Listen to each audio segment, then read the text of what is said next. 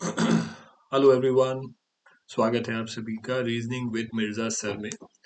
ये सीरीज हम लोगों ने स्टार्ट की हुई है जिसके अंदर मैं आप लोगों को एसबीआई क्लर्क के प्रीवियस ईयर के पेपर्स को सॉल्व करवा रहा हूँ। हम लोगों ने अभी तक 3 वीडियोस अपलोड कर दी हैं जिसमें मैंने आप लोगों को 12 नवंबर 2022 शिफ्ट 1, शिफ्ट 2, 19 नवंबर 2022 शिफ्ट 1, ये 3 पेपर प्रीवियस ईयर के आप लोगों को सॉल्व में करवा चुका हूँ। ये सभी मेमोरी बेस्ड पेपर हैं, पर आप ये बिल्कुल एग्जैक्ट मान सकते हैं कि ये पेपर जो हम लोग कर रहे हैं सॉल्व, यही क्वेश्चन आप लोगों को पिछले ईयर में आए थे। स्टूडेंट्स के लिए बहुत बेनिफिशियल रहेगी ये सीरीज। आप लोगों में से जो एसबीआई क्लर्क को टारगेट कर रहा है, अपकमिंग पेपर आपका एसबीआई क्लर्क का ही है, तो उनके लिए ये सीरीज बहुत हेल्पफुल रह सकती है। इस सीरीज को देखने के बाद आपको एग्जैक्ट आइडिया हो जाएगा कि एसबीआई क्लर्क में के पेपर में क्वेश्चंस किस तरह के आते हैं, क्वेश्चंस का पैटर्न क्या है, क्वेश्चन का लेवल क्या है, आपको क्या अप्रोच रखनी चाहिए क्वेश्चंस को सॉल्व करते समय। इस सीरीज के अंदर मैंने हर एक पेपर के एक एक क्वेश्चन को रीजनिंग सेक्शन के सॉल्व करके बताया है। इस सीरीज के बाद कुछ समय बाद मैं एक यूट्यूब पर लाइव स्ट्रीमिंग में क्लासेस भी स्टार्ट करने वाला हूं, जिसके अंदर मैं आपको सभी टॉपिक जो स्पेशली बैंक के लिए आने वाली, स्टार्टिंग में हम लोग बैंक की सीरीज स्टार्ट करेंगे। उस सीरीज में जो सारे टॉपिक बैंक के पेपर में आते हैं, चाहे वो क्लरिकल हो चाहे वो ऑफिसर लेवल के पेपर हो, उनको पूरा डिटेल एक क्लासेस की तरह हम लोग पढ़ेंगे, जो सभी स्टूडेंट्स के लिए रहेंगी। आप में से कोई भी स्टूडेंट उनको ज्वाइन कर सकता है। आप सबसे पहले ये काम जरूर कीजिए कि रीजनिंग विद मिर्जा सर को सब्सक्राइब कीजिए चैनल को, और उसकी वीडियोस को शेयर कीजिए अपने दोस्तों के साथ और लाइक कीजिए। हम लोग आज के इस वीडियो को स्टार्ट कर देते हैं।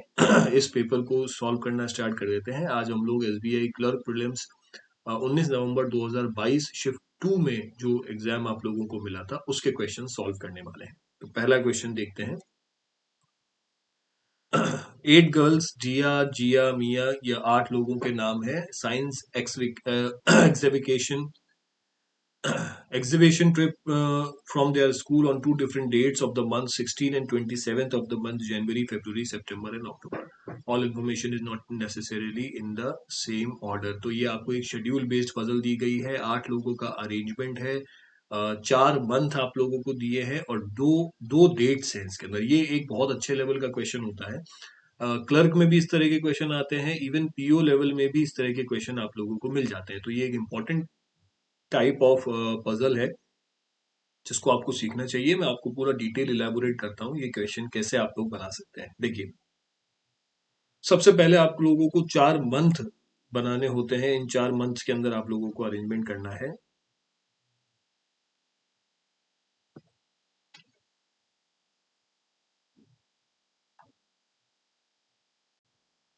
तो इसके लिए मैं एक ब्लैंक स्लाइड में बना देता हूँ। ये रही। आपको फॉर्मेट जो बनाना है वो किस तरह बनेगा, ध्यान रखिए। आपके पास 4 मंथ हैं, तो आप लोगों को 2 डेट्स 4 मंथ के अंदर अरेंज करनी है। डेट्स आपको फिक्स दे रखी हैं 16 और 27, 16 एंड 27, और 4 महीने की वो 2 डेट्स आपको मिली हुई है। तो देखो इसका अरेंजमेंट कैसा रहता है। आपको 4 मंथ है, आपको मिलेगा जनवरी, जनवरी की 16th और जनवरी की 27th, ठीक है। फिर आपको मंथ कौन सा है, फेब्रुवरी। तो फेब्रुवरी आपको अलग लिखना है, फेब्रुवरी की 16 और 27, 2 डेट्स हो जाएंगी। फिर आपको मिला हुआ है सितंबर और फिर अक्टूबर, तो सितंबर की 16 और 27, ये हो जाएगी सितंबर की। और फिर आएगा अक्टूबर, तो उसकी भी 16 और 27। तो ये आपके 8 डेट्स हो गई और 4 आपके मंथ हो गए। इस तरीके से इसका अरेंजमेंट आपको करना होता है, ठीक है। 4 मंथ्स हो गए और 4 मंथ में हर एक मंथ की 2 2 डेट, तो टोटल 8 डेट हो गई। 8 लोगों का अरेंजमेंट इस तरीके से आपके बन जाएगा। अच्छा, अब मंथ में डेट कितने डेज होते हैं ये भी आपको पता होना चाहिए। तो आप सभी को पता है जनवरी में 31 दिन होते हैं, फरवरी में 28 दिन होते हैं, सितंबर में 30 दिन होते हैं और अक्टूबर में 31 दिन होते हैं। आपको याद है तो बहुत बढ़िया, याद अगर नहीं है तो जो बचपन से हम तरीका करते आए हैं वो तरीका करिए। कुछ एक्स्ट्रा, कुछ नया यहाँ पर आपको सीखने की जरूरत नहीं है। बिल्कुल परफेक्ट तरीका है। ये बोन वाले पार्ट पे नकल्स के 31 होगा, सॉफ्ट वाले पार्ट पे 30 होगा, फेब्रुवरी पता है 28 का है। तो 31 जनवरी, फरवरी 28, फिर मार्च, अप्रैल, मई, जून, जुलाई, अगस्त, सितंबर, अक्टूबर, नवंबर, दिसंबर। बिल्कुल परफेक्ट तरीका है, इसी से आप आराम से निकाल सकते हैं। वर्टिकल लाइन के अंदर कॉलम बन गए। अब 8 लोगों का अरेंजमेंट क्या है वो अपन बना लेते हैं, देखिए जल्दी से। जिया goes on the trip in the month which have neither maximum days or a minimum number of days। जिया उस महीने में ट्रिप पर जाती है जिसमें ना तो मैक्सिमम नंबर ऑफ डेज है ना ही मिनिमम नंबर ऑफ डेज है। मैक्सिमम नंबर ऑफ डेज कितना, 31। मिनिमम नंबर ऑफ डेज कितना, 30। तो उन दोनों को छोड़कर एक ही मंथ बच रहा है, वो कौन है, 30 दिनों वाला, सितंबर। यानी जिया जाती है सितंबर के किसी दिन में। ये क्लियर हो गई बात। जिया जाती है सितंबर के किसी दिन में। तो देखो, या तो जिया जाएगी यहां पर, सितंबर की 2 डेट्स है अपने पास, या फिर जिया जाएगी यहां पर, है ना। ना तो मैक्सिमम ना ही मिनिमम। मैक्सिमम 31 यानी जनवरी छोड़ दो, अक्टूबर छोड़ दो, मिनिमम 28, फरवरी छोड़ दो, बचा क्या, सितंबर 30 दिन वाला। उसके 2 डेट्स हैं, 16 या 27, दोनों में अपन ने केस ले लिया। आगे बढ़ते हैं। Only 2 girls are going on the trip between Jiya and Miya. Jiya और मिया के बीच में केवल 2 लड़कियां ट्रिप पे जाती हैं, तो 1 और 2 छोड़ के मिया आ गया यहाँ पर। और इधर देखें तो 1 और 2 छोड़ के मिया आ गया। या तो यहाँ पर अगेन केस बन जाएगा, जिया यहाँ पर और 1 और 2 मिया यहाँ पर। 3 केस आ गए। अभी तक 2 केस थे, अब 3 हो गए। कोई बात नहीं, आगे बढ़ते हैं। Diya goes on the trip after Jiya but not on odd date. Jiya के बाद जाती है दिया, पर ऑड डेट पे नहीं, इवन डेट पे जाएगी। जिया के बाद इवन डेट कौन सी बच रही है, एक ही बच रही है, वो है 16 अक्टूबर। तो दिया यहां आ गई। जिया के बाद इवन डेट कौन सी बच रही है, दिया यहां आ गई। जिया के बाद इवन डेट कौन सी बच रही है, दिया यहां आ गई। तीनों केसेस में जिया, दिया, DIA, दिया की पोजीशन फिक्स है, यानी कि दिया की पोजीशन तो बिल्कुल कंफर्म है, 16 अक्टूबर ही रहनी है। आगे देखते हैं। Only 3 girls are going on the trip between Niya and Siya. Who goes on the trip before Tiya. अभी ना निया पता, ना सिया पता, ना टिया पता, तो छोड़ दीजिए तीनों को, आगे पढ़ लीजिए। पिया गोज ऑन द ट्रिप, काफी ट्रिकी से नाम है। देखो, लेवल बढ़ाने का एक तरीका ये भी होता है। ये क्वेश्चन इजी है, पर इसमें नामों को इतना सिमिलर दे दिया कि उनको प्रोनाउंस करते समय आप कंफ्यूज हो जाएंगे। तो जब पेपर बनाने वाले को बहुत कुछ नहीं सूझता है, तो वो इस तरह की डिफिकल्टी डाल देता है कि बस नाम कंफ्यूजिंग कर दिए, तो बच्चा गलती कर जाए इसके अंदर पढ़ते पढ़ते। तो आपको बहुत ध्यान से करना होगा, इन नामों को समझते हुए, नामों को बिल्कुल ध्यान रखते हुए, पढ़ते हुए फिर बनाना है क्वेश्चन को। पढ़ते हैं। Piya goes on the trip before Tiya but neither of them will go on the trip on an even number of dates nor in October. Piya जाती है टिया से पहले। देखो, पिया जाती है टिया से पहले, पर दोनों में से कोई भी will go on the trip on even number dates nor in October. ना तो अक्टूबर में जाएंगी और ना ही इवन नंबर डेट्स में जाएंगी। पिया और टिया, पिया जाती है पहले टिया से। अब पहले में भी देखो, इमीडिएट पहले नहीं है, है ना। टिया नीचे हो सकती है, पिया काफी ऊपर हो सकती है, या जस्ट ऊपर भी हो सकती है। बस ये चीज दे दी उसने कि अक्टूबर में नहीं जाएगी, यहां पर नहीं आएंगी पिया टिया सबसे नीचे, और इवन नंबर पे नहीं जाएगी पिया टिया में से कोई भी, यानी कि यहां पर भी नहीं आएगी। तो पिया और टिया की, दोनों की, आपको केस कौन सा लेना पड़ेगा। एक ही केस बन रहा है कि टिया नीचे ऑड नंबर पर, यहाँ ये ऑड नंबर है 27, और उससे ऊपर पिया ऑड नंबर पर, तो ये ऑड नंबर है यहाँ पर। ये केस बन रहा है। इस केस में अगर देखूं तो टिया यहां आ सकती है, तो पिया यहां भी आ सकता है, और अगर टिया यहां होगा तो पिया यहां भी हो जाएगा। केस में केस आ गया। इस केस में देखूं तो टिया यहां, तो पिया यहां, और टिया यहां। बस टिया यहीं आएगी क्योंकि ऊपर तो मिया बैठी है। तो इसके अंदर तो चलो एक ही केस बन रहा है, कोई बात नहीं। 4 केसेस हो गए अपने पास। अभी आगे बढ़ते हैं, देखो कोई ना कोई केस एलिमिनेट हो जाएगा जल्दी से। Riya goes on the trip after Tiya. Riya जाती है टिया के बाद। अब टिया के बाद 2 जगह है मेरे पास, या तो 16 सितंबर या 27 अक्टूबर, इस केस में। और इस केस में देखूं तो मेरे पास रिया यहाँ है, क्या नाम है इसका, रिया, तो रिया यहाँ आ जाएगी। ठीक है, फिर भी दो जगह खाली बच रही है। इस केस में देखो, टिया अगर यहाँ है तो नीचे आ नहीं सकता, तो टिया यहाँ नहीं हो सकती। टिया अगर यहाँ है तो पिया ऊपर हो गई, यानी कि रिया यहाँ हो गई। तो ये केस तो फिर भी क्लियर होता हुआ सा नजर आ रहा है। यहाँ आ जाएगी टिया, TIA, और यहाँ आ जाएगी रिया। ठीक है, अब देखो, अब अपने पास दो लोग बच रहे हैं। एक तो बच रही है सिया और एक बच रही है निया। अब निया के बारे में इंफॉर्मेशन क्या थी, ये only 3 girls are going on the trip between Niya and Siya, और Siya who goes on the trip before Tiya.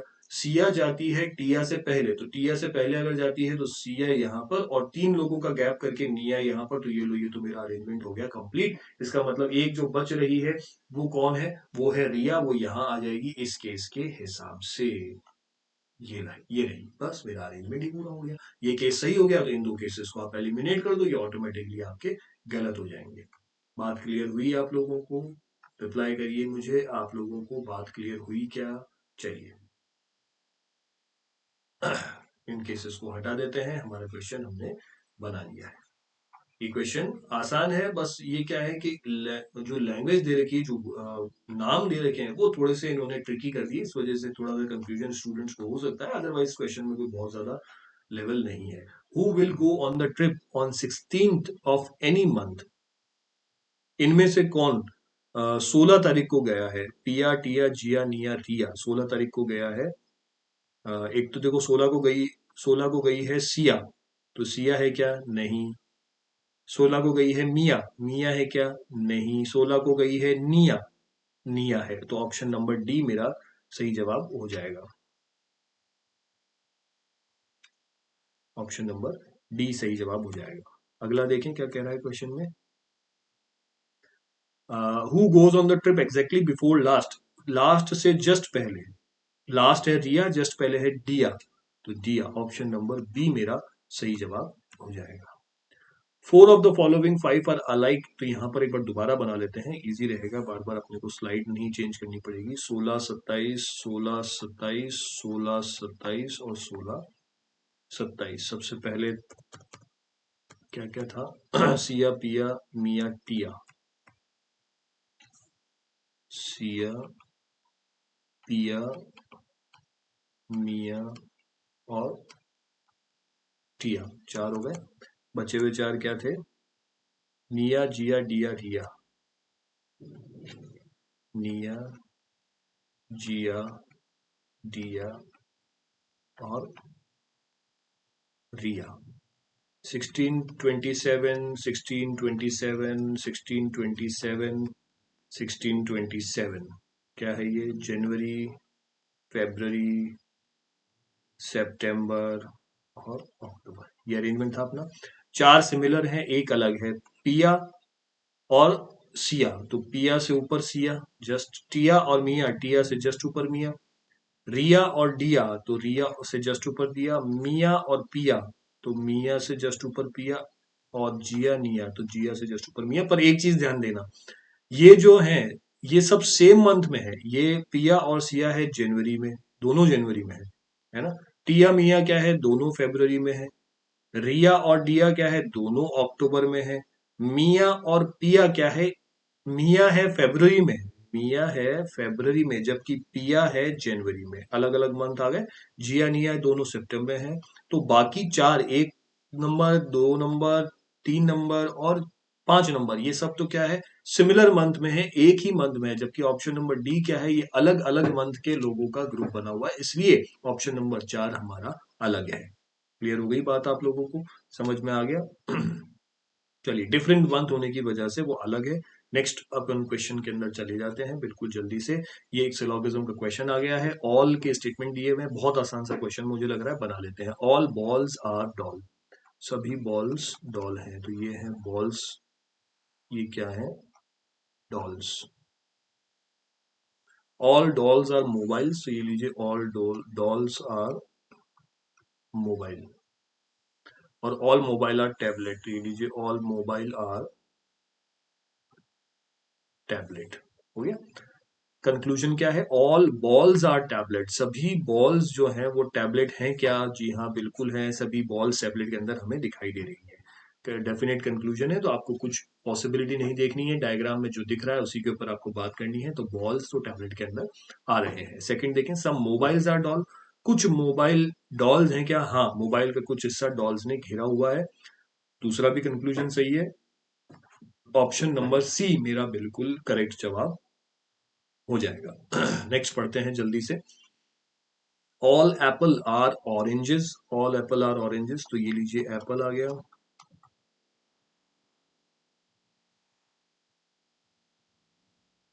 All apple are oranges. No orange is a lime, कोई भी ऑरेंज लाइम नहीं है। ये लीजिए, कोई भी ऑरेंज लाइम नहीं है। ऑल पोटैटो आर लाइम्स, सभी पोटैटो लाइम्स है, तो ये लीजिए पोटैटो इसके अंदर छोटा सा बन जाएगा। ये पोटैटो हो गया, ठीक है। नो पोटैटो इज ऑरेंज, कोई भी पोटैटो ऑरेंज नहीं है। क्या ये बात सही है क्या?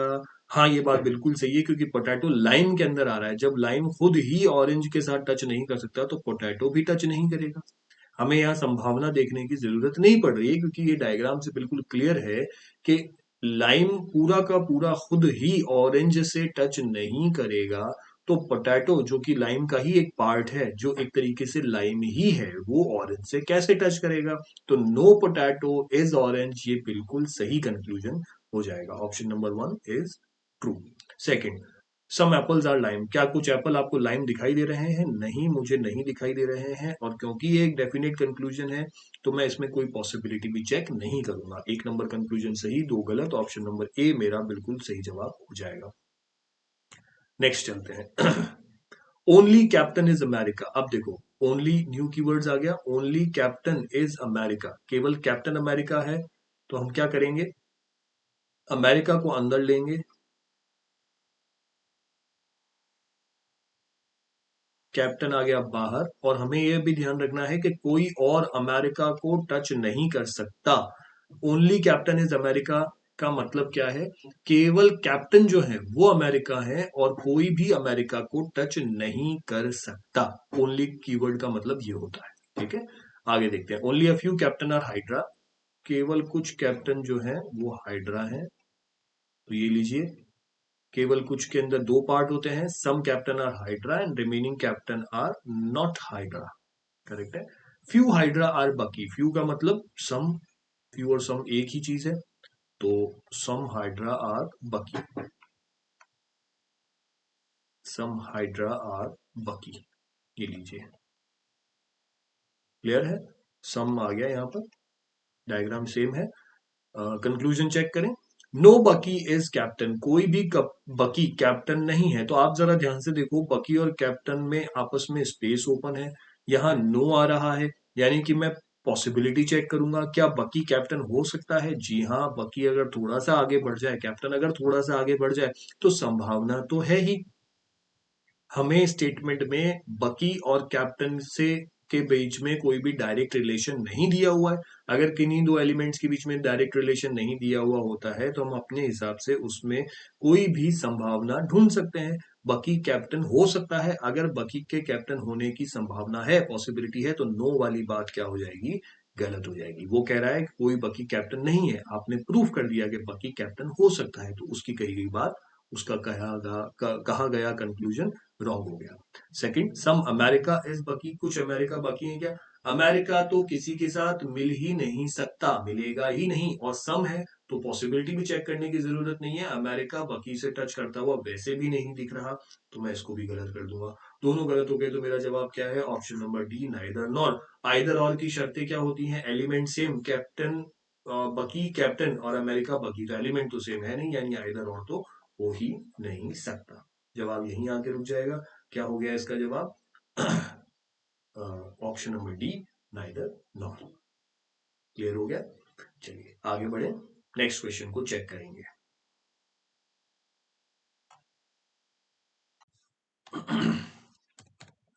अल्फाबेट टेस्ट का अगला क्वेश्चन इस पेपर के अंदर आया था। क्या पूछ रहा है इसके अंदर, जल्दी से चेक कर लेते हैं। How many such consonants are there in the above arrangement, each of which is immediately preceded by a symbol and immediately followed by a number. तो आपको क्या चेक करना है? ऐसे कॉन्सोनेंट आपको ढूंढने हैं, ऐसे कॉन्सोनेंट आपको ढूंढने हैं जिनके जस्ट पहले immediately preceded by a symbol, just पहले एक सिंबल आता हो और immediately followed by a number, just बाद में एक नंबर आता हो। तो चेक कर लेते हैं कॉन्सोनेंट, मुझे दिख रहा है एन, एन से जस्ट पहले एक सिंबल है एट द रेट और एन के जस्ट बाद एक नंबर है। तो एक तो ऑप्शन हो गया अपना एन एट द रेट और 2। इसके आगे अगर अपन चेक करें तो मुझे दिखाई दे रहा है कॉन्सोनेंट बी पर पहले एक सिंबल नहीं है, कॉन्सोनेंट है एस पर पहले सिंबल है बाद में भी सिंबल है। मुझे दिखाई दे रहा है जेड, जेड से पहले एन एक सिंबल है और जेड के बाद 8 एक नंबर है। तो मेरा दूसरा जवाब जो मुझे मिला वो क्या है, वो है जेड, और जेड से पहले एक है सिंबल वो है येन और जेड के बाद है एक नंबर वो है 8। तो मेरे पास ऐसे ऑप्शन हो गया ऑप्शन नंबर 2 करेक्ट। ठीक है, चलिए अगले क्वेश्चन की तरफ बढ़ते हैं। क्या कह रहा है, what should come in place of question mark on the basis of above arrangement at the rate 2UB6S और उसके बाद क्वेश्चन मार्क और IZ पाउंड। तो आपको चेक करना है ये एट द रेट 2UB6S ये किसी एक तरीके से सिमिलर है पैटर्न में, एक कोई फॉर्मूला इनके अंदर लग रहा है, आपको फॉर्मूला चेक करना है। चेक करते हैं, देखो एट द रेट के बाद 2, 2 के बाद U, B6, B से एक छोड़ के 6 एक छोड़ के S, I से एक छोड़ के Z एक छोड़ के पाउंड। तो 3 से अगर हम देखें तो 3 से एक छोड़ के A और फिर लगातार आ रहा है एंड, तो ये तो होगा नहीं कॉपीराइट पर, इन सब में यही फॉर्मूला फॉलो हो रहा है।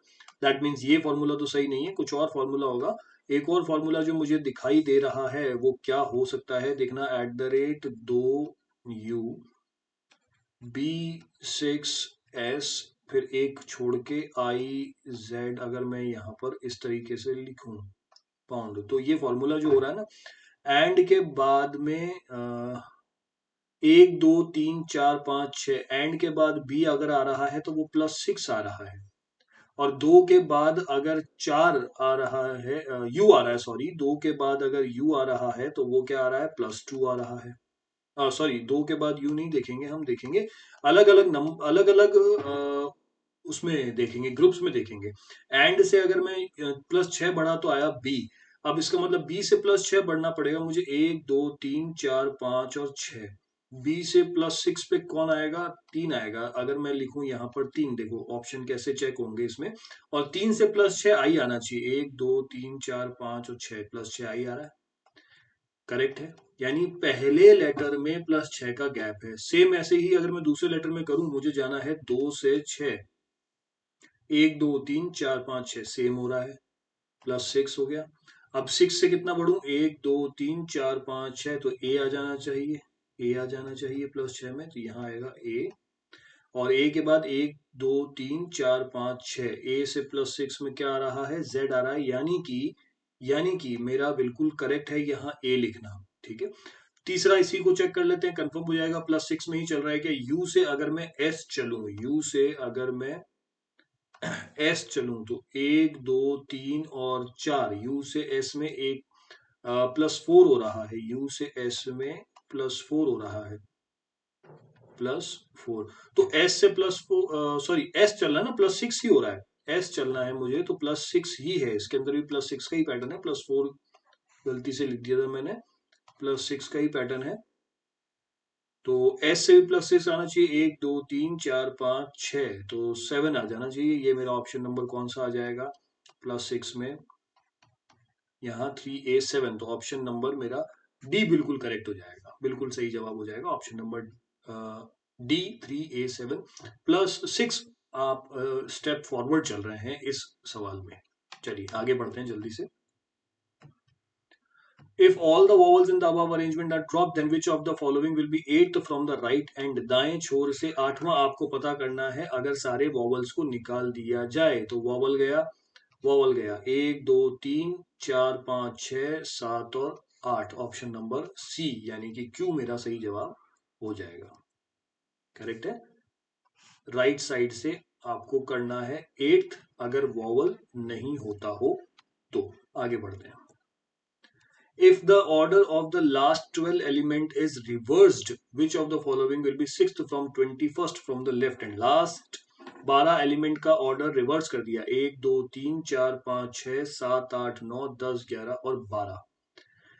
इस कॉपीराइट के बजाय यहां पर बिल्कुल उल्टा कर दिया है, यानी कि क्या कर दिया है, यहां कर दिया है पाउंड, यहां कर दिया है 8, फिर Z, फिर N, फिर I, W, 7 and A, Q, 3 और कॉपीराइट। ठीक है, then which will be the following sixth from the left of 21st from left hand, left hand से 21वें, six to the left of, left hand से 21वें के left में six आपको क्या बताना है, कौन सा बाएं छोर से 21वें पद के बाएं छठे स्थान पर होगा, तो 21 माइनस 6 कर दो, सीधी सी बात है। आपको लेफ्ट से 15वां ज्ञात निकालना है, 1 2 3 4 5 6 7 8 9 10 11 12 13 14 और 15, तो 8 आ जाएगा आपका जवाब। सही जवाब क्या हो जाएगा, 8। लेफ्ट हैंड से देखो, अगर मैं काउंट करूं 21वां, तो लेफ्ट हैंड से 21वां भी काउंट करके मैं आपको बता देता हूं। लेफ्ट हैंड से 15 हमने अभी निकाल के देखा, वो था 8, तो 15 के बाद 16 17 18 19 20 और 21 एंड हो जाएगा लेफ्ट हैंड से 21, उसके लेफ्ट में छठा, तो 1 2 3 4 5 और 6, समझ गए बात को, ये हो गया लेफ्ट हैंड से 21st, और इसके लेफ्ट में अगर मैं काउंट करूं छठा, तो वो आ जाएगा 8, और 21 माइनस 6 कर दूं तो सीधे मेरा 15वें नंबर का एलिमेंट मुझे ढूंढना पड़ेगा, वो हो गया 8। करेक्ट है, नेक्स्ट देखते हैं। चलिए, four of the following five are alike in a certain way based on their position in the above arrangement, so form a group which one does not belong to that group। In 5 option में से 4 किसी एक तरीके से similar हैं, एक अलग है, आपको ऑड वन आउट चुनना है, बताना है कौन सा ऑड वन आउट है। देख लेते हैं। #9n, तो हैश से +2 और 9 से बैकवर्ड में, हैश से तो फॉरवर्ड चल रहा है +2, और 1 2 3 और 4 इधर चल रहा है बैकवर्ड -4। ठीक है, ये क्या हो रहा है, #9n, तो ये क्या है, इधर तो है +2 और इधर है -4। 6s3 में अगर मैं देखूं तो 6s और s से 3, तो ये क्या हो रहा है, ये तो फॉरवर्ड हो रहा है दोनों तरफ, +2 और +2 हो रहा है इसके अंदर। 7i और a, तो 7 में +2 और i में -4, और n 8 तो +2 और 8 से w तो -4, एट द रेट से 2 तो +2 और 2 से y तो -4। करेक्ट है, तो सब में +2 -4 हो रहा है, जबकि ऑप्शन नंबर 2 जो है उसके अंदर +2 और +2 ही हो रहा है दोनों एलिमेंट, तीनों एलिमेंट के बीच में, तो इसलिए ये हमारा ऑड वन आउट हो जाएगा। आसान सा सवाल है, आगे बढ़ जाते हैं। इनइक्वालिटी के क्वेश्चन आ गए, बहुत इजी क्वेश्चन होते हैं, बिल्कुल जल्दी से इनको बना लेते हैं। आपको स्टेटमेंट दिया हुआ है t is equal to v और v is less than u greater than equal to x। अब h का u से दे रखा है और v का s से दे रखा है, तो ठीक है, इनको कंपाइल करने की जरूरत ही नहीं है, ये अलग अलग ही चल जाएंगे, कंपाइल करने से कोई फायदा नहीं होगा आपका, ये ऐसे रह जाएगा बस। तो s is greater than equal to t आपको चेक करना है, s greater than equal to t, तो क्या करें, देखो s से v चलते हैं, s से v और v से t, है ना। s बड़ा और बराबर है v के, v बराबर है t के, दोनों में से एक को मैं लूंगा, एक कौन सा लूंगा, मैं लूंगा t, क्योंकि t ही मेरे काम का है। ये आ गया है, पूछा भी यही था, ऑप्शन नंबर 1 मेरा करेक्ट हो गया। x से h अगर मुझे जाना है, x से h अगर मैं जाऊंगा तो मैं कौन सा रास्ता चुनूंगा, x से u और u से h, x से u और u से h, अगर मैं ऐसे चलूं तो कैसा चलना पड़ेगा मुझे, x less than equal to u और u लेस देन h, तो क्या आ जाएगा, x लेस देन h, यही पूछा था, यही मेरे आ गया है, तो ये भी सही है, तो जवाब क्या हो जाएगा, both first and second are true. चलिए आगे देखते हैं। इक्वेशन दे रखी है LOM, तो जल्दी से इसको सिंप्लीफाई कर लेते हैं, कंपाइल कर लेते हैं। L less than O less than M छोटा है P से, P छोटा बराबर है N से, N छोटा है Q से। P से L जाना है, बिल्कुल आसान सा रास्ता है, ये रहा। सॉल्व करने की जरूरत नहीं है, आप इसको ओरली कर सकते हैं। P बड़ा है M से, M बड़ा है O से, O बड़ा है L से, तो क्या होगा, P बड़ा हो जाएगा L से। ये बिल्कुल करेक्ट हो गया। M से N जाना है, ये रहा रास्ता। कॉमन सिंबल क्या आ रहा है, लेस देन, तो M is less then N आ रहा है, जबकि पूछा है M is greater then N, तो इसको आप रॉन्ग कर दीजिए। पहला जवाब आपका बिल्कुल करेक्ट है। अगला देख लेते हैं बिल्कुल जल्दी से।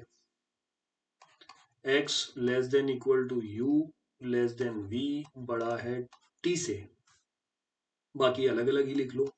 u लेस देन s और h greater than v। x से h अगर आपको जाना है तो x से h जाने का तरीका क्या होगा, x less than u less than equal to u और लेस देन v और v is less than s, तो लेस देन कॉमन आ रहा है, x लेस देन h आपका जवाब आ जाएगा। तो एक नंबर ऑप्शन मेरा सही हो गया। 2 नंबर पे मैं देखूं, t से s जाना है, तो t से s जाने के लिए t से u और u से s चल लेता हूँ। t सॉल्व करने की जरूरत नहीं है ना, क्योंकि t छोटा है v से पर v बड़ा है u से, u छोटा है s से, सिंबल ऑपोजिट आ गए तो ये गलत हो जाएगा। पहला सही दूसरा गलत, option number 1 only 1 is true, ये मेरा बिल्कुल सही जवाब हो जाएगा। करेक्ट है। आगे बढ़े, जल्दी से अगला क्वेश्चन चेक करते हैं। इस सीरीज में क्या कहा गया है, 7 बॉक्सेस का अरेंजमेंट आपसे पूछा गया है। P Q R S T U V are stacked and one above other but not necessarily in the same order। ठीक है, जल्दी से बना लेते हैं एक ब्लैंक शीट के अंदर, ब्लैंक पेज के अंदर इसको। 7 का अरेंजमेंट है, तो 1 2 3 4 5 6 और 7 बॉक्सेस हैं, तो आपको नंबर तो डालना नहीं है, बिना नंबर के आपको करना है। At most 2 boxes are placed below Q. Q के नीचे ज्यादा से ज्यादा 2 डब्बों को रखा जा सकता है। एट मोस्ट मैक्सिमम हो गया, क्यू के नीचे ज्यादा से ज्यादा 2 डब्बों को रखा जा सकता है। 2 से ज्यादा डब्बे यानी कि 3 डब्बे क्यू के नीचे नहीं रखे जा सकते, तो मैं कहाँ रखूं क्यू को, देखो ज्यादा से ज्यादा क्यू के नीचे 2 डब्बों को रखा जा सकता है, तो ये जगह हो सकती है ज्यादा से ज्यादा क्यू को, है ना। क्यू नीचे से नीचे यहाँ आ सकता है। क्यू के अगर मैंने मान लो यहाँ रख दिया, तो क्यू के नीचे कितने आ गए, 3 डब्बे आ गए, तो क्वेश्चन वाली बात तो गलत हो रही है ना। ज्यादा से ज्यादा 2 ही रख सकते हैं, 3 रख नहीं सकते, तो एक केस तो हो जाएगा ये। एक केस और आएगा, वो क्या आएगा, ये आएगा। ज्यादा से ज्यादा 2 रख सकते हैं, 2 से ज्यादा नहीं रख सकते, तो एक भी रख सकते हैं, 2 भी रख सकते हैं। तो एक वाला केस ये लेफ्ट वाला हो गया, 2 वाला केस राइट वाला हो गया। आगे बढ़ते हैं। Box U is placed one of the places above box T but not exactly above। ठीक है, U को T के ऊपर रखा गया है, पर बिल्कुल ऊपर नहीं, ऊपर कहीं रखा गया है। 2 boxes are placed between R and S where S is above R। 2 boxes हैं R और S के बीच में, और S को R से ऊपर रखा गया है। ठीक है, करेक्ट है। Box P is placed at one of the places below S। ठीक है, एस के नीचे कहीं पी को रखा गया है, तो एस और आर के बीच में भी हो सकता है, आर से भी नीचे हो सकता है, कहीं भी हो सकता है। Number of boxes above box P is the same as number of boxes below box V. P के ऊपर जितने, वी के नीचे उतने। ठीक है, at least 5 boxes are placed below box S. 5 boxes, कम से कम 5 बॉक्सेस रखे गए हैं टी एस से नीचे। ठीक है, देखो कम से कम 5 बॉक्सेस अगर एस से नीचे में रखूं, मान लो एस को अगर मैंने यहां रखा, तो 1 2 3 4 5 6, कम से कम 5 रखने हैं। 5 से ज्यादा भी रख सकते हैं, 6 भी रख सकते हैं। इस स्थिति में कितने हैं, 1 2 3 4 5 और 6। एक और केस बनेगा, देखना यहां अगर एस है, यहाँ क्यू है, तो इस स्थिति में एस के नीचे कितने हैं, 1 2 3 4 5, कम से कम 5 रखने हैं। केस बन गया, है ना। इस स्थिति में एस यहां आ जाएगा, इस स्थिति में एस यहां आ जाएगा। 4 केसेस आ गए अपने पास। चेक करते हैं आगे। Box P is placed near box V। छोड़ दो इसको, तो ना तो T पता ना V पता, कोई बात नहीं। हमारे पास कौन आ गया, S आ गया। अब S से 2 छोड़ के R आना चाहिए, तो S से 2 छोड़ के R, 1 और 2 छोड़ के R यहाँ आ गया। इसमें 1 और 2 छोड़ के यहाँ Q बैठा है, यहाँ तो R आ नहीं सकता, इसलिए ये केस कैंसिल। 2 का गैप करके R आ नहीं सकता, ये केस कैंसिल, है ना। एक और केस कौन सा कैंसिल हो जाएगा, एक और दो छोड़ के आर यहाँ आ गया, ये तो चल रहा है। एक और दो छोड़ के आर यहाँ आ गया, ये भी चल रहा है। ठीक है, 3 केसेस लेकर अपन काम कर लेते हैं, कोई दिक्कत नहीं है। Box R is placed exactly above box Q. R को क्यू के जस्ट ऊपर रखा गया है, आर को क्यू के जस्ट ऊपर, यानी ये केस सही है, ये केस सही है, ये केस गलत है, छोड़ दीजिए, केस हटा दीजिए, एलिमिनेट हो गया ये केस, है ना। कैसे एलिमिनेशन चलता है, देखो आर को क्यू के जस्ट ऊपर रखने की वजह से एक केस और एलिमिनेट हो गया। 4 हुए थे, वापस 2 हो गए, इन 2 पे आगे बढ़ते हैं। Two boxes are placed between R and S, where दो बॉक्सेस हैं आर और एस के बीच में जहां एस ऊपर है। दो बॉक्सेस हैं आर और एस के बीच में जहां आर ऊपर एस ऊपर है, ठीक है। Box you is placed one of the places above box T. You को टी से ऊपर रखा गया है, अभी ना यू पता ना टी पता, तो छोड़ दीजिए, आगे पढ़ते हैं। कहाँ गया ये रहा। Box P is placed at one of the places below S. Box P को एस के नीचे रखा गया है, ठीक है। पर एक इंपॉर्टेंट बात क्या है, number of boxes above box P is same as below box B. जितने पी के ऊपर उतने वी के नीचे। तो देखो पी के ऊपर जितने, मान लो मैंने पी को यहां रखा, तो पी के ऊपर कितने, एक, तो वी के नीचे कितना आ जाएगा, एक। ये एक केस हुआ, है ना। और क्या कहा गया है, बॉक्स पी को एस के तो नीचे रखा जा रहा है। मान लो अगर मैंने रखा पी को यहां पर, तो ऊपर कितने, दो, तो यहां तो आ नहीं सकता नीचे वी, यानी कि पी यहां नहीं आएगा। वी के नीचे दो रखने हैं, क्यू और आर बैठा हुआ है तो जगह मिल नहीं रही। पी के नीचे अगर मैं रखूं, पी के ऊपर रखूं 3, तो वी के नीचे भी 3 रखने पड़ेंगे, तो 1 2 3 वी को यहां रखना पड़ेगा, यानी ये केस भी नहीं बन रहा है। यानी कि ये तो केस एलिमिनेट हो गया, मान लीजिए, आप इसको तो हटा ही दीजिए। एक केस तो ये है। दूसरा केस क्या हो सकता है, अगर मैं पी को यहां रखूं, तो पी के ऊपर अगर दो हैं तो वी के नीचे भी दो आने चाहिए, पर यहाँ तो क्यू बैठा हुआ है, इसलिए ये केस भी नहीं होगा। एक ही केस अपने पास बच गया है जहां अपन ने पी को रखा है और वी को रखा है। पी के ऊपर अगर एक व्यक्ति, तो वी के नीचे भी एक व्यक्ति। हमारा अरेंजमेंट पूरा ही हो गया, यू और टी बचा हुआ बस। और वो क्या है, T is placed near box V. T को नीचे रखा गया है, पास में रखा गया है वी से, तो टी आ जाएगा यहाँ पे, और यू को तो ऊपर ही रखा जाना है, तो टी से तो ऊपर ही रखा जाना है, तो जगह भी एक ही बच रही है, यानी कि यू की जगह भी बिल्कुल कंफर्म है। मेरा अरेंजमेंट पूरा हो गया। देखो कितना आसान अरेंजमेंट था, हमने मात्र 1 डेढ़ मिनट के अंदर बना लिया। आपको भी अपनी स्पीड और अपनी अप्रोच पेपर के टाइम पे यही रखनी है। 1 से 1.5 मिनट के अंदर इस तरह के क्वेश्चन बनाने हैं, कॉम्बिनेशन को कंप्लीट करना है, और पांचों न्यूमेरिकल, 4 या 5 जो भी न्यूमेरिकल दिए हुए हैं उनको भी कंप्लीट करना है। तो आप टारगेट रखें कि इस तरह के क्वेश्चन को आप मैक्सिमम 1 सवा मिनट या लास्ट 1.5 मिनट के अंदर अंदर कर लें with 5 numericals, ठीक है। चलिए, how many boxes are placed above box U. U से ऊपर कितने बॉक्सेस को रखा गया है, 2 बॉक्सेस हैं यू से ऊपर। Option number B. If box S is related to P, R is related to Q. अगर एस रिलेटेड है पी से, एस अगर रिलेटेड है पी से, आर रिलेटेड है क्यू से, आर रिलेटेड है क्यू से, तो वी किससे रिलेटेड होगा, वी किससे रिलेटेड होगा। देखो एस के जस्ट नीचे पी, आर के जस्ट नीचे क्यू, तो वी के जस्ट नीचे टी आ जाएगा। ऑप्शन नंबर ए मेरा सही जवाब हो जाएगा। ऑप्शन नंबर ए करेक्ट है। चलिए अगला क्वेश्चन देखें क्या बोल रहा है अगले क्वेश्चन के अंदर। नेक्स्ट क्वेश्चन जो आपको दिया गया है, ये भी एक अल्फाबेट टेस्ट का क्वेश्चन है। वर्ड दिया गया है आपको मिसअंडरस्टैंडिंग, तो सबसे पहले तो वर्ड लिख लेता हूं मैं, MISUNDER,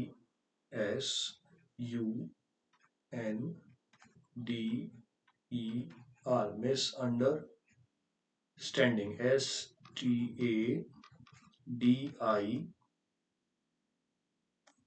STAN, एन आना चाहिए बीच में, STAINDING, ठीक है। Each of which has as many letters between them in the word both forward and backward direction as they have between them in the English alphabet series। क्या पूछ रहा है ये, आपको इस वर्ड के अंदर ऐसा पेयर, ऐसे 2 लेटर का पेयर बताना है जिनके बीच में उतना ही गैप है जितना एक्चुअल अल्फाबेट सीरीज में उन्हीं दोनों लेटर्स के बीच में होता है। कैसे सॉल्व करते हैं इसको ध्यान से देखिएगा। आपको पेयर ढूंढना है, तो आप एम से, सबसे पहला लेटर एम है तो एम से आगे बढ़िए। एम से तो फॉरवर्ड बढ़ सकते हैं, बैकवर्ड तो जा नहीं सकते क्योंकि कोई लेटर ही नहीं है। अगर एम के बाद में आपने अल्फाबेट पढ़ा सेम अल्फाबेट अगर इसमें से किसी वर्ड के हिसाब से मैच हो रहा है, उसी जगह पर आ रहा है, तो वो एक पेयर बन जाएगा। कैसे? देखो एम के बाद आता है एन, है ना? M N O P Q R S T, तो वो तो बन नहीं रहा। कैसे नहीं बन रहा? एम के बाद अगर मैं पढ़ूं तो M N O P Q R S T U V W X Y Z, कोई लेटर रिपीट नहीं हो रहा, उसी जगह पर नहीं आ रहा। फिर आई से देखूं, आई के बाद J K L M N O P Q R S T U V W नहीं आ रहा। एस से अगर मैं देखूं तो S T U V W X Y Z नहीं आ रहा। बैकवर्ड में देखूं तो एस टी यू नहीं आ रहा। यू से देखूं तो यू के बाद V W X Y Z नहीं आ रहा। लेफ्ट में बैकवर्ड देखूं तो यू के बाद वी डब्ल्यू एक्स नहीं आ रहा। एन से देखूं तो एन के बाद O P Q R S T U V W X Y नहीं आ रहा। बैकवर्ड में देखूं तो ओ पी क्यू आर नहीं आ रहा। डी से देखूं तो डी और ई, ये देखो एक बन गया, डी और ई, डी और ई बन गया एक। एक क्या बना? पेयर, फॉरवर्ड पेयर बना डी और ई। ठीक है, और देखें पेयर के आंसर देखें। डी ई के बाद D E F G H I J K L M N, बना क्या? नहीं बना। ई से देखूं, ई के बाद एफ, फॉरवर्ड में देखूं F G H I J K L M N, तो ई के बाद F G H I J के नहीं बन रहा। आर से देखूं तो देखो आर और एस, एक फॉरवर्ड पेयर बन रहा है।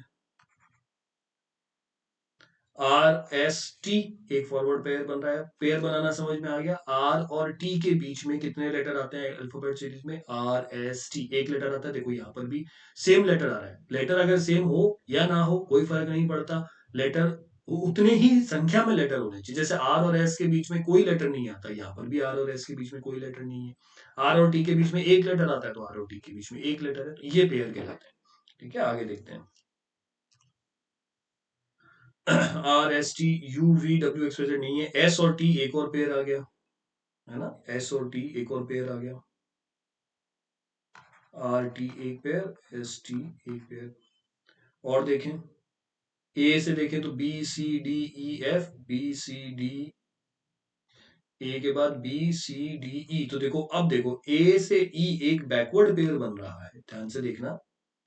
ए से ई, ए के बाद कितने लेटर आते हैं? देखो बी सी डी और फिर ई आता है। ई के नीचे ई आ गया, बीच में 3 लेटर का गैप है, 3 लेटर आ रहे हैं, तो ए और ई एक बैकवर्ड पेयर बन गया है।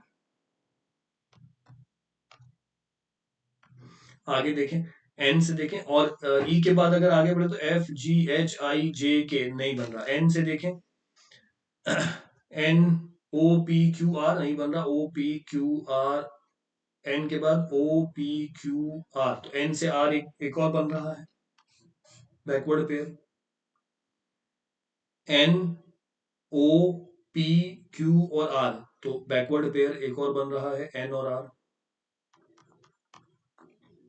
आर के बाद फिर आगे बढ़े तो S T U V W X Y नहीं बन रहा। अब देखो आपको आगे करने की जरूरत नहीं है, क्योंकि मोर देन 4 आपके आ चुके हैं, तो आप सीधे ऑप्शन नंबर ई लगा सकते हो। मैं फिर भी आपके लिए आगे बढ़ जाता हूँ। डी से अगर मैं देखूं तो डी के बाद ई एफ जी, तो डी से जी भी एक पेयर बन रहा है, फॉरवर्ड पेयर है ये। मैं आपको सिखाने के हिसाब से बता रहा हूँ। वैसे हमारा जवाब आ चुका है, क्योंकि मोर देन पे 4 के बाद कितने भी बने, 5 बने, 6 बने, 7 बने, 10 बने, हमें कोई मतलब नहीं है, हमारा जवाब मोर देन 4 हो गया है। ठीक है, जी से आई अगर मैं देखूं तो एक जी एच आई एक बैकवर्ड पेयर बन रहा है, तो देखा जाए तो मेरे पास 5 और 3 8 पेयर बन रहे हैं। मेरा जवाब ऑप्शन नंबर ई आ चुका था। चलो आगे बढ़े, नेक्स्ट क्वेश्चन चेक करते हैं। डायरेक्शन और डिस्टेंस का क्वेश्चन है। Point R is 6 kilometre to the south of point J, तो जल्दी से बना लेते हैं इस क्वेश्चन को। एक छोटा सा कंपास मेरे पास हमेशा बना के रखता हूं मैं, ईस्ट वेस्ट नॉर्थ और साउथ का। क्या कह रहा है? सबसे पहला पॉइंट क्या है? Point R is 6 kilometre to the south of point J, point J के साउथ में, यानी कि नीचे की तरफ है पॉइंट आर। ये लीजिए, पॉइंट जे के साउथ में है पॉइंट आर। डिस्टेंस कितनी है ये? 6 किलोमीटर। जल्दी जल्दी बना लेते हैं, पॉइंट टू पॉइंट मिला के। Point S is 4 kilometre to the north of point M. आपको 2 पॉइंट मिले हैं, जे और आर, उनसे रिलेटेड इंफॉर्मेशन ढूंढो पहले। यहाँ पर एच है, एस है, एम है, आर है, तो आर मिल गया। Point M is 7 kilometre to the west of point R. Point R के पश्चिम में 7 किलोमीटर पर है पॉइंट आर। पश्चिम ये रहा, पश्चिम 7 किलोमीटर कौन है, पॉइंट एम, 7 किलोमीटर्स। अब एम भी मिल गया। एम से रिलेटेड इंफॉर्मेशन क्या थी, point S is 4 kilometre to the north of point M. M से नॉर्थ में 4 किलोमीटर, तो ये मान लीजिए नॉर्थ ऊपर हो जाएगा और एम से 4 किलोमीटर नॉर्थ हो जाएगा। तो इधर 6 है जे आर, तो इससे तो थोड़ा छोटा हो जाएगा, यहां तक मान लीजिए ये हो गया 4 किलोमीटर। कौन सा पॉइंट आ गया, पॉइंट एस। आगे बढ़े। कहाँ गया, ये रहा। अब point H is 10 kilometre to the east of point S. Point H जो है 10 किलोमीटर ईस्ट में, पूर्व दिशा में है, किस कौन से पॉइंट से, पॉइंट एस से। पॉइंट एस से 10 किलोमीटर, तो देखो नीचे 7 किलोमीटर तो ये हो गया, उसके बाद 3 किलोमीटर और चल लिए, मान लीजिए ये पॉइंट हो गया, और कौन सा पॉइंट हो गया, एच। डिस्टेंस कितनी आ गई, 10 किलोमीटर। ये 10 किलोमीटर की डिस्टेंस आ गई एस से एच की। ठीक है, आगे देखते हैं। Point P 6 kilometre north of point F. Point P जो है पॉइंट एफ से 6 किलोमीटर है। अभी ना पी पता ना एफ पता, छोड़ दीजिए। Point D is 4 kilometre to the east of point S. Point S के 4 किलोमीटर ईस्ट में है पॉइंट डी। तो देखो पूरा 7 है, यहां से यहां तक, ये यहां से यहां तक 7 किलोमीटर है, तो हमें इसके बीच में देखना पड़ेगा। चार कितना होगा, आधे से थोड़ा सा ज्यादा, मान लीजिए आपके वो यहाँ आ गया, ये कितना आ गया, ये कौन सा पॉइंट हो गया, पॉइंट डी। डिस्टेंस कितनी होगी, 4 किलोमीटर। सही है। और देखें, पॉइंट डी ईस्ट में है पॉइंट एस से। Point F 4 kilometre to the south of point D. Point F जो है 4 किलोमीटर नीचे है, किससे, पॉइंट डी से। तो पॉइंट डी से नीचे यानी कि इधर हो जाएगा। ये कितना हो गया, ये 4 किलोमीटर ही है, डिस्टेंस बिल्कुल 4 किलोमीटर बराबर आ रहा है ना। 4 किलोमीटर। कौन सा पॉइंट है ये है पॉइंट एफ। पॉइंट एफ है, point F 4 kilometre south of point D. Point D था ये, इससे 4 किलोमीटर नीचे हो गया पॉइंट एफ। करेक्ट है। और पॉइंट एफ के बारे में एक और क्या पॉइंट दे रखा है, P is 6 kilometre to the north of point F. P 6 kilometre north में। अब 4 किलोमीटर तो एफ से ऊपर चलेंगे तो यहाँ आ जाएगा, तो और ये आ जाएगा पॉइंट, कौन सा पॉइंट आ गया, पी। ठीक है। और डिस्टेंस कितनी होगी, देखो पी डी कितना हो जाएगा, पी डी हो जाएगा कितना, 2 किलोमीटर, है ना। 4 किलोमीटर है डी एफ, जे आर पूरा 6 किलोमीटर है, डी एफ उसमें से 4 किलोमीटर निकाल दिया, तो ऊपर पी डी कितना बचा, 2 किलोमीटर बचा। ये पॉइंट आपको ध्यान में रखने हैं। Point N is 3 kilometre the west of point H. Point H के पश्चिम में 3 किलोमीटर पर है कौन सा, पॉइंट एच। तो पॉइंट एन क्या आ जाएगा, पॉइंट एन आ जाएगा ये कितना है, 3 किलोमीटर। कैसे पता पड़ा मुझे, क्योंकि 7 किलोमीटर तो ये था एम आर, तो मुझे एस से लेकर उस पॉइंट तक जहां पर जे और आर के बीच में कनेक्ट हो रहा है वो पॉइंट 7 किलोमीटर पूरा था, ये मुझे ध्यान है। और टोटल एस और एच मुझे पता है, टोटल कितना था, 10 किलोमीटर था। 10 में से 7 घटा दो, एन और एच कितना आ जाएगा, 3 किलोमीटर। तो एन एच कितना आ गया, 3 किलोमीटर। यू इज 6 किलोमीटर तो south of point D. You 6 kilometre south में है पॉइंट डी से। अब डी से 4 किलोमीटर साउथ चलेंगे तो एफ आ जाएगा, उसके नीचे 4 और 2 2 किलोमीटर और चलना पड़ेगा, 6 किलोमीटर हो जाएगा। कौन सा पॉइंट आ जाएगा, पॉइंट आ जाएगा यू। पॉइंट आ गया कौन सा, ये मान लीजिए पॉइंट आ गया यू। ये डिस्टेंस कितनी होगी, 2 किलोमीटर। एफ यू कितना हो गया, एफ यू हो गया 2 किलोमीटर। और डी एफ कितना हो गया, डी एफ हो गया 6 किलोमीटर। करेक्ट है, समझ में आ गई कहानी पूरी। रिप्लाई करिए मुझे, 7 किलोमीटर कौन सा पॉइंट था, ये था 7 किलोमीटर।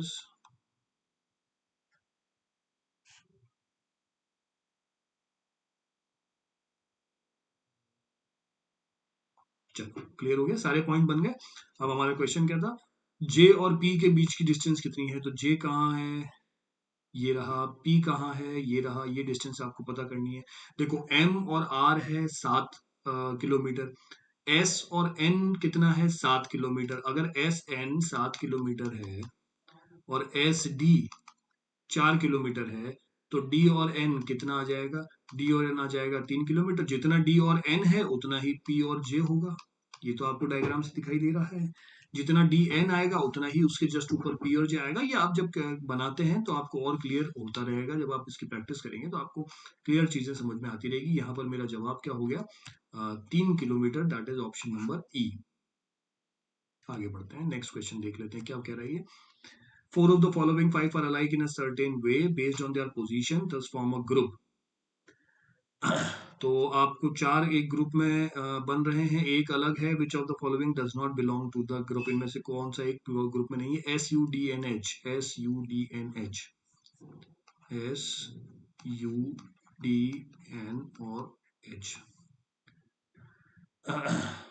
तो देखो क्या क्या है। SUDNH, S कॉर्नर पे है ना, U कॉर्नर पे नहीं है, D नहीं, कॉर्नर तो नहीं बैठ रहे हैं इनमें, कैसे देखें। देखो एक चीज और मुझे मिली, SDN और H, SDN और H, ये क्या है, एक स्ट्रेट लाइन में आ रहे हैं, एक स्ट्रेट लाइन में आ रहे हैं, सीधे रेखा में आ रहे हैं। SDNH एक सीधी रेखा में आ रहे हैं, जबकि U जो है एक सीधी रेखा में, उन चारों के साथ में सीधी रेखा में नहीं है, इसलिए U ऑड वन आउट हो जाएगा। U क्या हो जाएगा, ऑड वन आउट हो जाएगा। मेरा जवाब क्या हो गया इस क्वेश्चन का, ऑप्शन नंबर बी, यानी कि यू करेक्ट है। और देखें आगे, चलिए अगला क्वेश्चन क्या है, अल्फाबेट टेस्ट का क्वेश्चन आ गया। In the word door lock, तो सबसे पहले तो वर्ड लिख लेते हैं, क्या बोला गया है, डोर लॉक, DOORLOCK।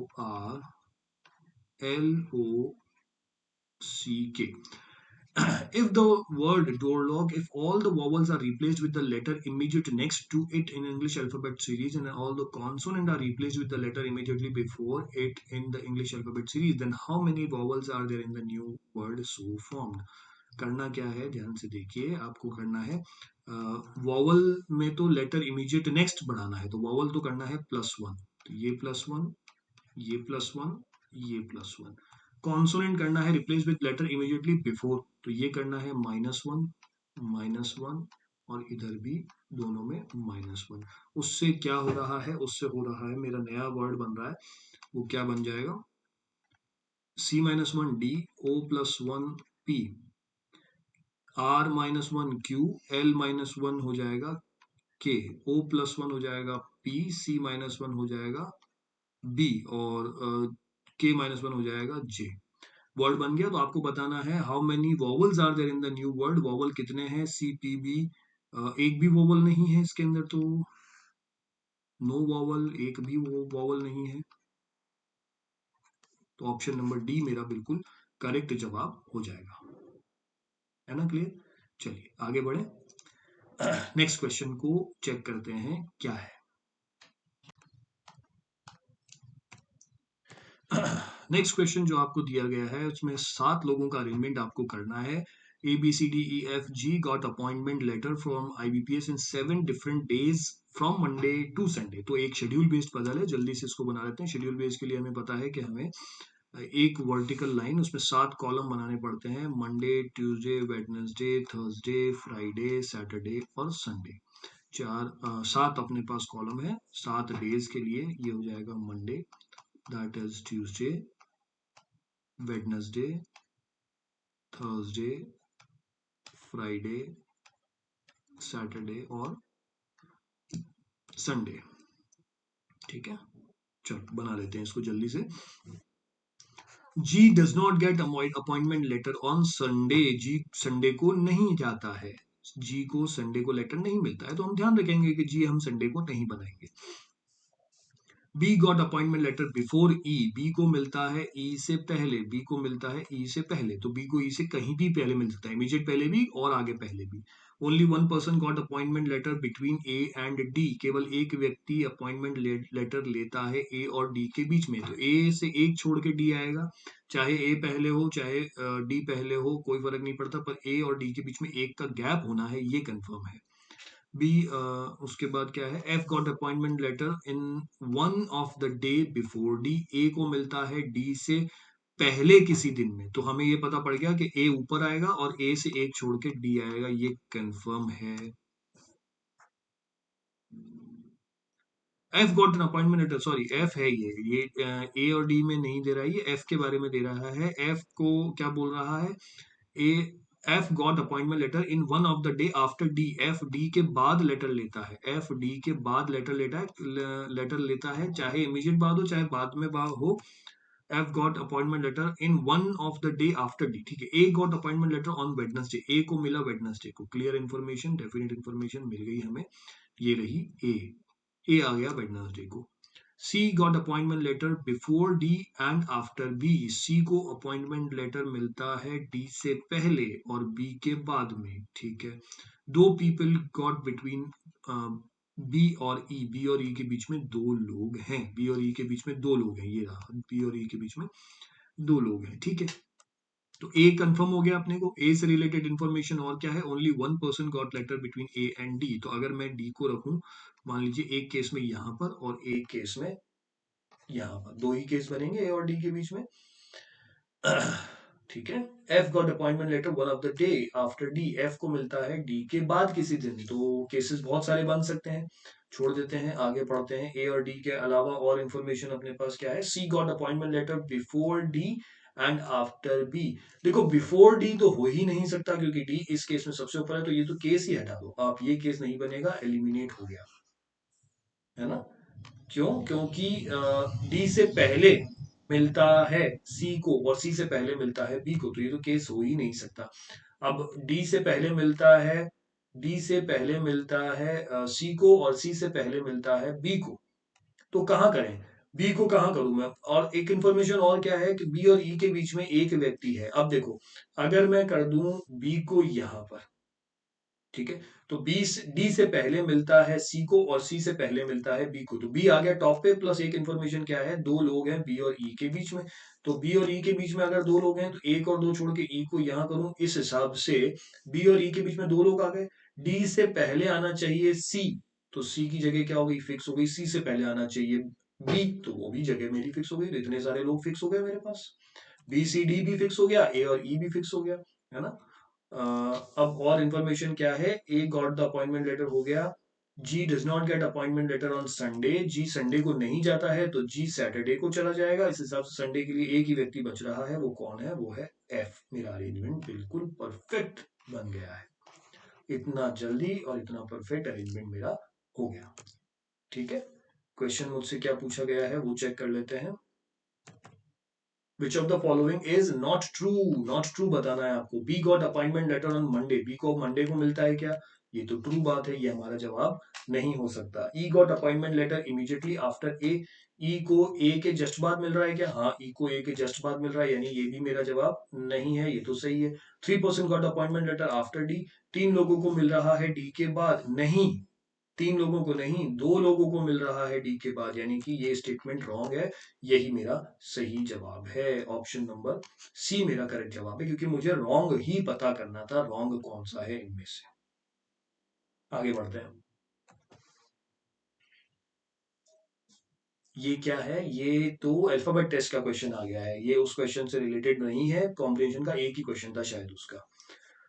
आपको ऑप्शन दिए गए हैं पांच में से चार सिमिलर हैं किसी एक तरीके से, एक अलग है, तो चुन लेते हैं। C B D,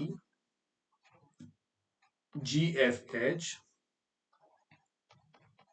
M N O, R Q S, V U और डब्ल्यू। चलिए, तो सी से बी अगर मैं चलूं तो क्या है, -2 20, सी डी +2, जी एफ -2 और एफ एच +2, एम एन +1 पर N O again +1, R Q -1, Q S +2, V U -1 और यू और डब्ल्यू -1, यू और डब्ल्यू +2, तो जवाब क्या हो गया, एम एन ओ, क्योंकि दोनों लेटर्स के बीच में तीनों लेटर्स में जो गैप आ रहा है वो +1 का आ रहा है, जबकि बाकियों में -1 +2 का गैप आ रहा है। चलिए क्लियर हो गया, आगे देखें, अगला क्वेश्चन हम लोग चेक कर लेते हैं। ब्लड रिलेशन का क्वेश्चन है, फैमिली ट्री बेस्ड क्वेश्चन आ गया है, इसको जल्दी से अपन बता लेते हैं। 8 लोगों का अरेंजमेंट आपको करना है फैमिली ट्री में। 3 डिफरेंट जनरेशन है। W is the son of T, who is the only daughter of P. क्या बोल रहा है? डब्ल्यू बेटा है टी का और टी ओनली डॉटर है पी की, तो पी को ऊपर रखना पड़ेगा। पी की द ओनली डॉटर है टी, और डब्ल्यू बेटा है किसका? टी का। तो ये लीजिए डब्ल्यू आ गया बेटा टी का। तीनों जनरेशन के बारे में हो गया, पता पड़ गया 3 जनरेशन है। पी की लड़की टी और टी का लड़का डब्ल्यू। अब पी की इकलौती लड़की है टी, यानी दूसरा अगर कोई हुआ तो वो बॉय हो जाएगा, मेल हो जाएगा, भाई हो जाएगा। P is the brother in law of V, P brother in law है वी का, और V and does not have any sibling. P brother in law है वी का और कोई सिबलिंग नहीं। अब देखो, एक चीज ध्यान रखना, हु से जस्ट पहले वाले व्यक्ति के बारे में बात होती है ना? एंड से पहला छोड़ के उससे पहले वाले व्यक्ति के बारे में बात होती है। ये थोड़ी सी एक ट्रिक है जो आपको ब्लड रिलेशन में या किसी भी जगह पर काम आएगी। पजल, सेटिंग, अरेंजमेंट सब में काम आएगा। जहां भी लिखा हो हु, या हिंदी में लिखा हो जो, उससे जस्ट पहले वाले व्यक्ति के बारे में बात हो रही होती है। W is the son of T, who is the only daughter of P. Who is the only daughter of P? T is the only daughter of P. आगे, P is the brother-in-law of V and does not has any sibling। तो and का मतलब V के बारे में बात नहीं हो रही है, and का मतलब उससे पहले वाले व्यक्ति के बारे में बात हो रही है, P के बारे में बात हो रही है। हिंदी में अगर मैं देखूं तो देखो यहां से आपको समझ में आएगा, P V का ब्रदर इन लॉ है, और का मतलब V नहीं, और का मतलब कौन? P। और उसका कोई सहोदर यानी भाई या बहन नहीं है, यानी P का कोई भाई या बहन नहीं है। बात समझ में आई? हु और एंड के बीच का फर्क समझ में आया आपको? हु जस्ट पहला, एंड एक छोड़ के पहला। P is the brother in law of V, P brother in law है V का। तो कैसे बनाऊं मैं? P ब्रदर इन लॉ है तो P हो गया मेल, किसका? V का, यानी कि V की बहन की शादी हुई है P से। V की कोई बहन है, जो भी है, उसकी शादी हुई है किससे? P से। अब V खुद भी बहन या भाई हो सकता है। क्या? P is brother in law of, P brother in law है, P ब्रदर इन लॉ है, और V के कोई and does not and has any sibling, और उसका कोई सिबलिंग नहीं है। तो हमें कैसे बनाना पड़ेगा? देखो ध्यान से, एक सेकंड रुको।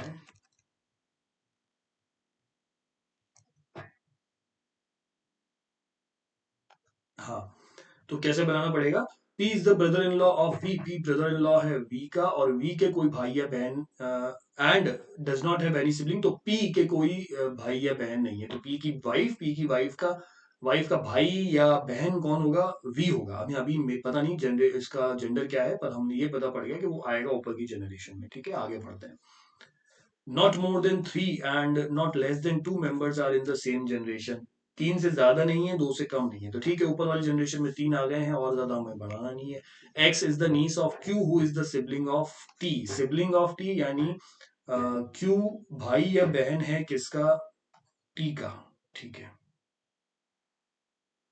और X is the niece of Q, S niece है, एक्स नीस है किसकी?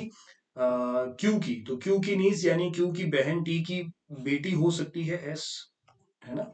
नीस भतीजी, भांजी, कुछ भी उसको बोल सकते हैं। किसकी है? क्यू की है। एक्स क्यू की नीस है, तो वो किसकी बेटी हो सकती है? टी की। और क्यू सिबलिंग है टी का, ये तो हमें पता पड़ गया है। ठीक है, R is the brother in law of Q, R brother in law है क्यू का, तो टी का हस्बैंड होगा आर। आर को अगर ब्रदर इन लॉ बनाना है तो क्यू की बहन टी का हस्बैंड कर दें, है ना? यानी एस किसकी बेटी है? आर और एस, आर और टी दोनों की बेटी है। आर फादर हो गया, टी मदर हो गई, एस बेटी हो गई, डब्ल्यू बेटा हो गया, बस। वी फीमेल नहीं है यानी वी मेल है। Okay, less than 4 female members are there in the family. इसका मतलब अब एक बच कौन रहा है जो यहाँ आएगा? एक ही व्यक्ति जो आपको अरेंजमेंट में लगाना है, वो उसकी जगह एक ही बच रही है, वो कौन हो जाएगा? वो हो जाएगा, एक सेकंड रुकना, वो हो जाएगा, एक मिनट रुको, एक मिनट, एक गलती से मैंने यहाँ पर क्या लिख दिया है, यहाँ पर एस लिख दिया है, यहाँ कौन होगा? X. X is the niece of W, X niece of Q, X niece है क्यू की, यानी क्यू की बहन टी की बेटी है एक्स। ठीक है, तो एस बच रहा है, वो एस आ जाएगा यहाँ पर। ये मेरा आपका फैमिली ट्री सेट हो गया है। और क्यू के बारे में क्या पता चल रहा है कि less than 4 females are in the family. Female जो है वो 4 से कम है, तो 3 है 4 से कम, यानी कि एस टी और एक्स आ गया, यानी क्यू कौन आ जाएगा, क्यू आ जाएगा मेल। वो भी किसका बेटा है, वो बेटा है पी और एस का। तो पी और एस के दो बच्चे हैं, टी फीमेल और क्यू मेल। टी की शादी हुई है आर से, और उन दोनों के दो बच्चे हैं, एक मेल फीमेल, एक डब्ल्यू एक एक्स। और पी की शादी हुई है एस से, और एस का भाई है वी। ये आपका फैमिली ट्री बन गया है। How is Q related to S? Q किस तरह रिलेटेड है एस से? Q is the son of S. बन गया। कौन मैटरनल अंकल है डब्ल्यू का, यानी डब्ल्यू की मदर टी, टी का भाई क्यू। तो डब्ल्यू का मामा कौन है, क्यू। ऑप्शन नंबर ए, ये लीजिए। क्लियर? चलिए जी, इतना ही था इस सीरीज में भी। इस पेपर के अंदर भी हमने SBI clerk prelims memory based paper solve कर लिया है। 19 नवंबर 2022 शिफ्ट 2 का पेपर हमने करा है। 4 वीडियो हम लोगों ने बनाई है। 12 नवंबर के दोनों पेपर, 19 नवंबर के दोनों पेपर। इस सीरीज की ये लास्ट वीडियो है। 4 वीडियो मैं कंप्लीट कर चुका हूँ। इन वीडियोस को आप अच्छे से देखिए। जो लोग खास तौर पे एसबीआई क्लर्क अपकमिंग पेपर जो आने वाला है, जिसकी तैयारी अगर कर रहे हैं, तो बहुत ध्यान से ये चारों वीडियोस देखिए। क्वेश्चन का पैटर्न समझिए। मैं आपको बता रहा हूँ, बिल्कुल इसी तरीके के क्वेश्चन आप लोगों को देखने को मिलने वाले हैं। एसबीआई क्लर्क का पेपर आप देंगे, बिल्कुल ऐसे ही डेटा अलग होगा, पैटर्न यही होगा, यही ब्लड रिलेशन, यही डायरेक्शन, यही seating arrangement, puzzle, inequality, syllogism, alphabet test, बिल्कुल सिमिलर आपको देखने को मिल जाएंगे। मैं और वीडियोस अपलोड आप लोगों के लिए करता रहूंगा, अलग अलग एग्जाम्स की। और कुछ ही दिनों में हम लोग लाइव स्ट्रीमिंग के जरिए पूरी रीजनिंग जो बैंक से रिलेटेड पहले हम सीरीज स्टार्ट कर रहे हैं, उनके टॉपिक्स आप लोगों को मैं कराऊंगा। तो इस वीडियो को अपने दोस्तों के साथ शेयर कीजिए। आप इस वीडियो को लाइक कीजिए, चैनल को सब्सक्राइब जरूर कीजिए। चलिए आगे अगली वीडियोस में मिलते हैं। अपना ध्यान रखिए। Bye bye, take care.